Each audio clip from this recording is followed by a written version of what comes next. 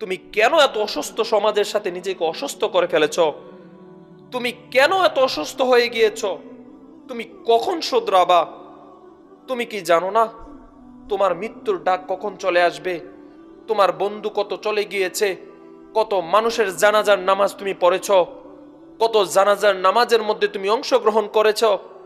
একদিন তুমি চলে যাবে, তোমার পাশে কেউ থাকবে না, কেউ থাকবে না যুবক, কেউ থাকবে না।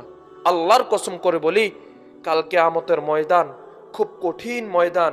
যেই হাসরের ময়দানে তোমার পাশে কেউ আসবে না, যেই কবরের মধ্যে তোমার পাশে কেউ থাকবে না যুবক, আমি তোমার পায়ে হাত ধরে বলে যাই, হয়তো আমি থাকবো না, হয়তো আমি থাকবো না সারা জীবন তোমাকে বলার মতো, কিন্তু আমার কথাগুলো থেকে যাবে।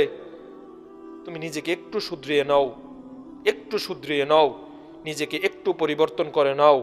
আল্লাহর জন্য, তোমার রবের জন্য নিজেকে পরিবর্তন করো।